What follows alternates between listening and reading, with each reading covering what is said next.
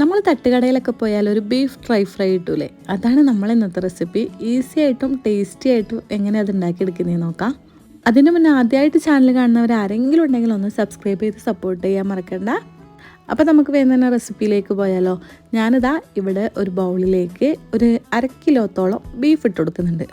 Beef എടുക്കുമ്പോൾ അത്യാവശ്യം നെയ്യൊക്കെ ഉള്ള ബീഫ് എടുക്കുകയാണെങ്കിൽ ഒന്നും കൂടി നല്ല ടേസ്റ്റ് ആയിരിക്കും കേട്ടോ. ഇതിലേക്ക് നമുക്ക് പാകത്തിന് ഉപ്പ് ചേർത്ത് കൊടുക്കാം.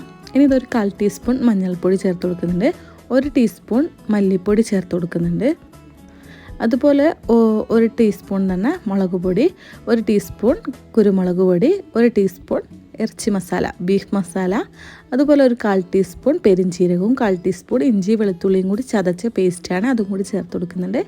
പിന്നെ ഒരു ഉള്ളീൻ്റെ പകുതി, വലിയ ഉള്ളീൻ്റെ പകുതിയാണ്, അതുകൂടി ചേർത്ത് കൊടുക്കുക. 2 തണ്ട് കറിവേപ്പിലയും കൂടി ഇട്ടിട്ട് നല്ലപോലെ ഒന്ന് മിക്സ് ചെയ്തെടുക്കുക. ഉള്ളി എടുക്കുമ്പോൾ ഒന്നും എടുക്കണ്ട, അതിൻ്റെ പകുതി മാത്രം എടുത്താൽ മതി കേട്ടോ. ഇനി നമുക്കിതെല്ലാം കൂടി ഒരു കുക്കറിലേക്ക് ഇട്ട് കൊടുക്കാം.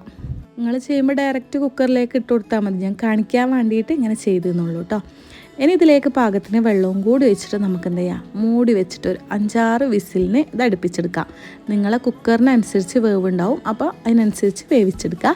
ഞാനൊരു 6 വിസിൽ അടുപ്പിച്ചെടുത്തിട്ടുണ്ട്. ആദ്യത്തേത് വന്നതിന് ശേഷം പിന്നെ ഒരു മീഡിയം ഫ്ലെയിമിലാക്കിയിട്ട് ഒരു 5 കൂടി വരുത്തിക്കുകയാണ് ചെയ്തിട്ടുള്ളത്. അതിന് ശേഷം മൂടി തുറന്ന് ബീഫൊക്കെ നല്ലപോലെ വെന്തിയുണ്ട്. ഇനി നമുക്ക് ഒന്നുകൂടി ഒന്ന് ഫ്ലെയിം ഓൺ ചെയ്യാം. ഒരു ചീനച്ചട്ടി അടുപ്പത്തേക്ക് വെക്കുക. ഇരുമ്പിൻ്റെ ചീനച്ചട്ടിയൊക്കെ ആണെങ്കിൽ ഒന്നുകൂടി നല്ലതാണ്. ഇതിലേക്ക് വെളിച്ചെണ്ണ ചേർത്ത് കൊടുക്കുക. ഇനി ഇതിലേക്ക് ഒരു 10-15 ചെറിയ ഉള്ളി ചെറുതായി കട്ട് ചെയ്തതും ഇഞ്ചിയും വെളുത്തുള്ളിയും ചെറുതായിട്ടൊന്ന് കുത്തി ചതച്ചതും കറിവേപ്പില, വറ്റൽമുളക്, ഇത്രയാണ് ചേർത്ത് കൊടുത്തിട്ടുള്ളത്. പിന്നെ തേങ്ങാക്കൊത്തും കൂടി ചേർത്ത് കൊടുത്തിട്ടുണ്ട്. ഇതെല്ലാം കൂടി എണ്ണ ചൂടായാൽ ഇട്ട് കൊടുക്കുക. നല്ല പോലെ ഒന്ന് മൂപ്പിച്ചെടുക്കുക. ഒരു 5-6 മിനിറ്റ് തന്നെ ഇളക്കി കൊടുക്കുമ്പോൾ നല്ല പോലെ ഒന്ന് മൂത്ത് വരും. ഈ സമയം നമുക്കിതിലേക്ക് കുറച്ച് കുരുമുളക് പൊടി, നല്ല എരിവിന് വേണ്ടിയിട്ട് കുറച്ച് കുരുമുളക് പൊടിയും കൂടി ചേർത്ത് കൊടുക്കാം. എന്നിട്ട് നല്ലപോലെ മിക്സ് ചെയ്തതിന് ശേഷം നമ്മൾ വേവിച്ച ബീഫും കൂടി ചേർത്ത് കൊടുക്കുന്നുണ്ട്. പൊടികളൊക്കെ ഇടുമ്പോൾ കുറേ ഒന്നും ഇടണ്ട കേട്ടോ, ഞാൻ ആ കാണിച്ച അളവിൽ തന്നെ ഇട്ട് കൊടുത്താൽ മതി. കൂടുതലായാൽ ഭയങ്കര കുത്തലേക്കും. ലാസ്റ്റായിട്ട് ഇതിലേക്ക് കുറച്ച് ഗരം മസാലയും മല്ലിച്ചപ്പും കൂടി ചേർത്ത് കൊടുക്കുക. എന്നിട്ടൊരു മീഡിയം ഫ്ലെയിമിൽ വെച്ചിട്ട് ഇതേപോലെ ആക്കിയെടുക്കുക.